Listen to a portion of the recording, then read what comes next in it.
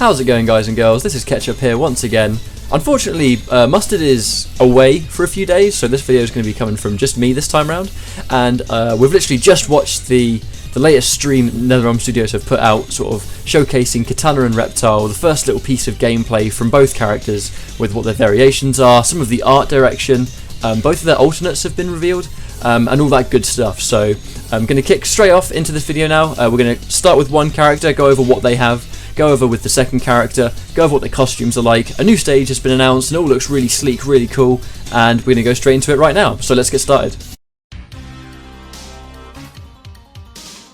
So first of all, before we get into any kind of gameplay, I really want to sort of touch on the two costumes that have been revealed for the game. Obviously we know what Katana looks like and we know what Reptile looks like due to the trailers that we've seen from them, but this time around we want to look at the alternate costumes, because actually both alternate costumes have been revealed. Katana's alternate costume, very heavily inspired by her sort of Mortal Kombat 9 attire from the sounds of things. Reptile's alternate serves some kind of story purpose. They didn't elaborate because they're not really talking much about the story yet. But I really want to kind of show these two alternate costumes before we get into any kind of gameplay. I think they look really cool. It's really interesting. They really are going down this kind of monster direction for Reptile, while at the same time trying to keep him looking really sort of sleek and really sort of agile looking, because that's obviously been his sort of core character design. Katana looks a lot more sort of assassin-like. I'm not really sure what kind of role she'll play in the story mode, but as far as sort of concepts go for the two characters, they look really cool, really ace.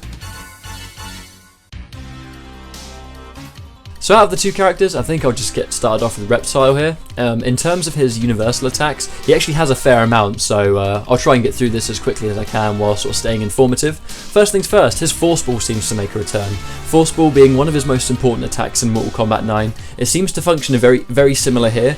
It used to give him a lot of space control. Obviously you can do a slow one, you can do a fast one. It helps you sort of control a lot of screen area.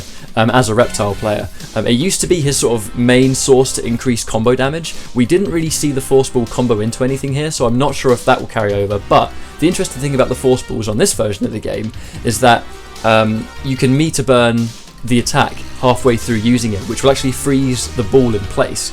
That's going to be really tricky, I think, especially when it comes to sort of zoning somebody or using any kind of setup on them. And you can also meter burn the initial attack to do the slow version or the fast one, and meter burning it will make it go slower or faster than originally, the original speed of that attack. Speaking of other sort of old moves returning, his slide comes back. It seemingly works the same way it does in Mortal Kombat 9 and MK3 and all those old games, where it covers a really good amount of distance. Meter burn version will go full screen, has armor again, which is a pretty good thing, I think. A really good way to sort of get out of pressure. It looks very unsafe on block though. Essentially exactly like it did in Mortal Kombat 9, so nothing new there. His acid spit returns as well. So straight projectile, looks pretty high up in the air, can be easily crouched, but if you meter burn the acid spit now, instead of it doing more damage or having that kind of sort of sweep distance range it had, he now will spit acid on the floor and it does damage over time if the opponent is standing in it. That could set up for some interesting setups again. We didn't really see it get used that much, so we'll have to wait and see, but it's an interesting addition, definitely. He has two overheads that have come back. His sort of acid hand overhead has now been sort of turned into this kind of claw strike. It still is an overhead. The regular version will splat the opponent on the ground, and the meter burn version will pop the opponent up so you can continue the combo. That's quite interesting, because I imagine you'll probably be able to hit confirm your string into the meter burn version of that claw strike to get more damage in the middle of a combo for 1 bar of meter. It looks fairly unsafe on block, but in terms of his other overhead, he also has a flip. I think that used to be a command normal, and now it has been given its own move. Has quite short range. It seems to be more about dodging attacks and jumping over projectiles rather than being an overhead to use on block strings. I think that really seems to belong to his overhead claw. It hasn't got much range at all, and if the opponent crouches it, it will go over their head, and the move won't autocorrect, so I think that's going to be quite risky. It looks like it should only really be used to get around projectiles or those kind of attacks where jumping over it will work. They're pretty much all of his sort of returning moves. It's quite unique. Some of it is slightly new, but most of it seems to be just his Mortal Kombat 9 kit, slightly amped up to give him a bit more utility here. And one thing they pointed out was that his general B&B combos, like his bread and butter damage that you do for damage, is across all variations quite similar. his variations seem to be mainly focused on utility rather than being able to sort of increase your combos. I think a lot of his combos apparently work the same way across all 3 variations. They're his returning moves, and we'll go straight into his deceptive stance. His elbow dash also returns, and it doesn't seem to be that different from his MK9 counterpart, so not much to say there. As far as Reptile is concerned, his variations seem to be this like one significant feature rather than a bunch of little moves. It doesn't seem to have like as much variety as other characters, but in terms of his deceptive variation, it sort of brings back his invisibility and gives that 2-1 strict variation. So using the input, we didn't see what the input was, but pressing the button will turn Reptile partially invisible, as you can see. Holding down the button, according to Derek, will make Reptile fully invisible, the way he would meter burn his invisibility in previous versions of the game. But now, if you meter burn it, you'll go invisible, completely invisible straight away. They didn't say if his invisibility gave him any kind of like added bonus. I know in Mortal Kombat 9 he gained like a damage bonus while he was using the meter burn invisibility, but we didn't really see any of that here. But long story short, the deceptive stance just gives Reptile invisibility. We didn't really see it a whole lot, but definitely worth pointing out. The second variation to be demonstrated by Netherrealm Studios was Reptile's Noxious variation. This is quite an interesting one, I think. It's like a lingering effect that actually applies the second the match begins and will continue until the match is over.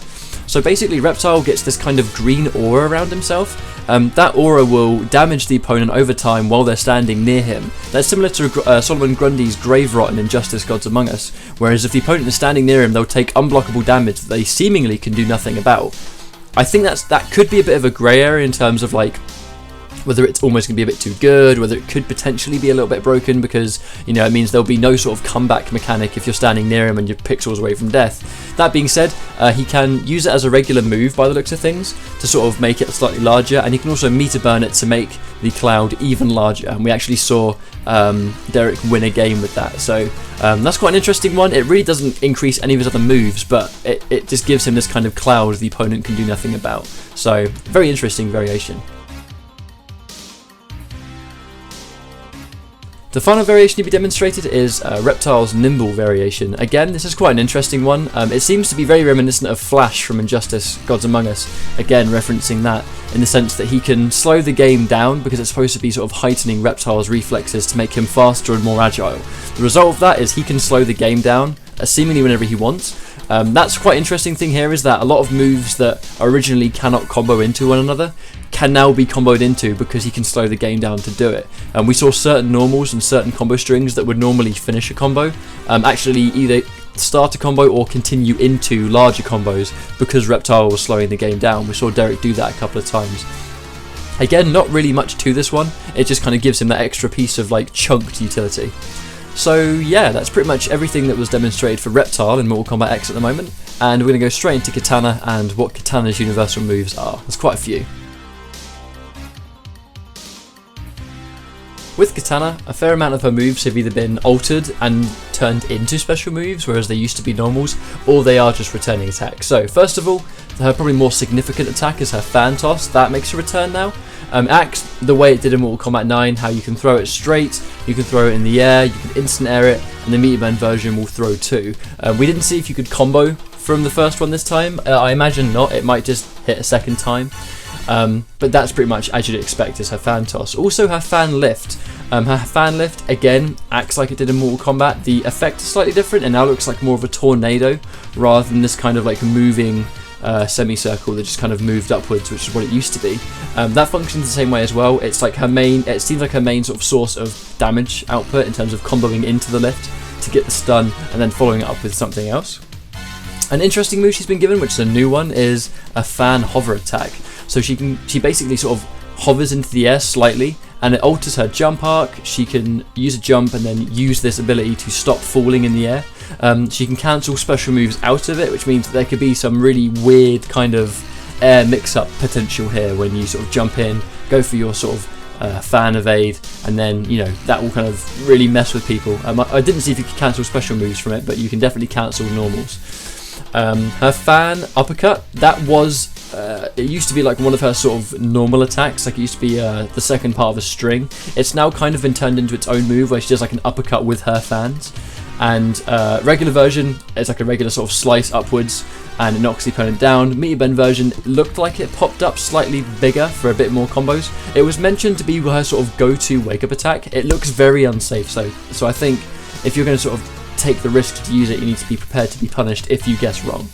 Other than that, the only other move is a throat slice. It looks very similar to Melina's kind of jumping grab from Mortal Kombat 9 in that she leaps forward. We didn't see if it was blockable or not. It might be a grab, it might not be, but it's got a really fast startup, covers really good range, and does really decent damage. That's pretty much all there is to that. They are Katana's sort of universal attacks, and we're going to go straight into our first variation, which is Royal Storm.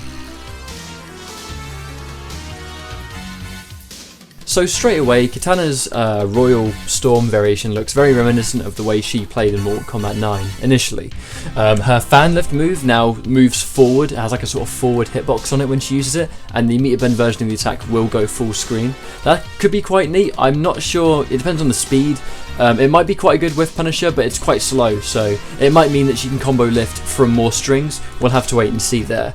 The Square Wave returns in the variation, Square Wave being a move that she had ever since Mortal Kombat 2, where she kind of leaps into the air and then sort of moves forward towards the opponent. It used to be quite a nice way to try and sort of get her out of trouble sometimes in Mortal Kombat 9. It's been slightly altered in this version of the game though, so she no longer kind of goes onto that kind of, you know, angled direction when she uses it. She'll now go straight forward, and if you want to go into the air you have to jump beforehand and then use it, and then she'll go straight forward.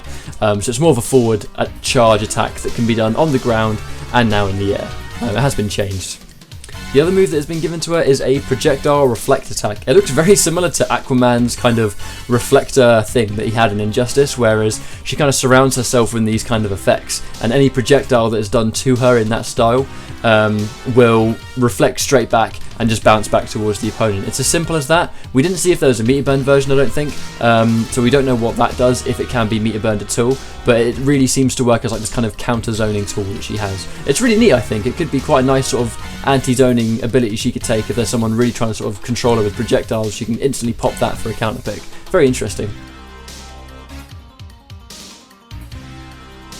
The next variation to be shown is the Assassin variation. This seems like a much more sort of up close and personal variation that she has access to here. First of all, she gets access to a parry. The parry works like your sort of traditional Netherrealm parry, in that it's a high, low seem to crush it. We didn't see how it works versus projectiles, if she can use it on projectiles. Maybe she can, maybe she can't. But when she absorbs a hit, she'll disappear and play like an animation to punish that attack. But as I said, lows will punish it, so if you predict the parry, and you can easily beat her with a low starter by the looks of things. So parries weren't really that great in Mortal Kombat 9. We'll see how they work here. They may be useful, they may not be. We'll just have to wait and see. Second of all, she gets what's called Sharpen. Sharpen is a steroid buff that she can use on herself. When she uses Sharpen, all fan-based attacks do increase damage for a short time. But also, she gets access to a move called Assassin Strike. This is available in Assassin anyway. It's like a running strike, really good range, fast startup, and it looks good for whiff punishing things. If you meter burn it, it does increase damage, but if you have Sharpen available and used, if you use Assassin Strike after using Sharpen, it will play the meter burn animation for that increased damage without you actually having to spend the meter at all. Like I said, a very sort of up close and personal variation, so I'm really looking forward to seeing how people play the style, because this could be a very sort of aggressive way of playing Katana. Should be good fun to see. We're going to go into the next variation, which is the Mournful Variation. First things first, Jade has been deconfirmed as a playable character in Mortal Kombat X. She's not going to be in the game, she's not going to be playable. As Mustard and I suspected in a previous video, she has remained dead as she did in Mortal Kombat 9, so we're not going to see her in the game. Because of that, Katana now has the Mournful Variation, which is Katana using Jade's glaive and staff that she used in MK9. So first things first, the glaive, the tossed projectile, that is now an attack by itself. You can tilt the controller up or down to throw the glaive higher or lower, similar to the way you can do it with Kung Lao's hat toss seemingly. The meter bend version will return as it did in Mortal Kombat 9.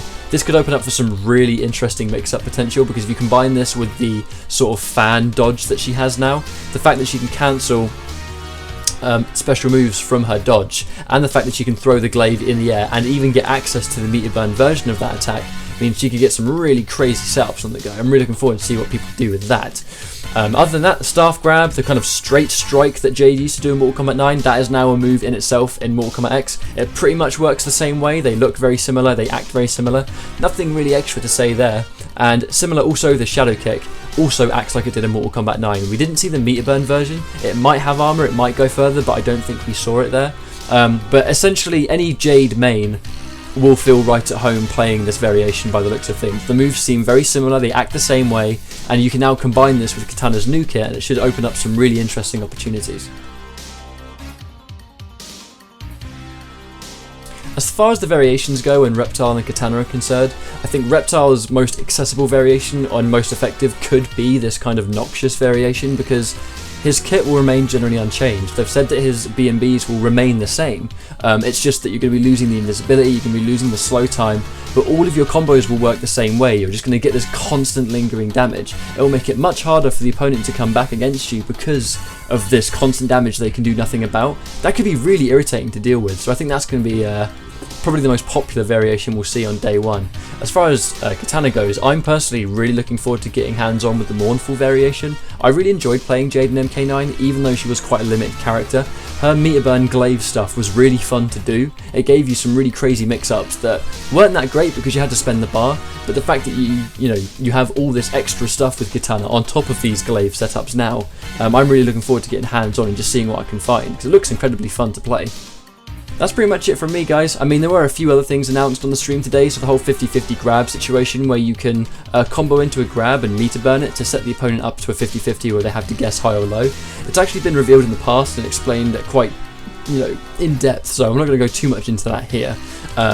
A new stage called the Crossroads was also shown, but it was only shown off about sort of 30 seconds or so.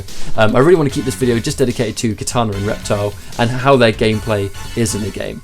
So yeah, that's it from me. If you guys really enjoyed what you saw, then please feel free to give this video a like, give the channel a subscribe, and you'll be notified when we do another video in the future. We do frequent Mortal Kombat content, especially with the hype and the ramp up of Mortal Kombat X. Expect a lot more from us in terms of Mortal Kombat based content.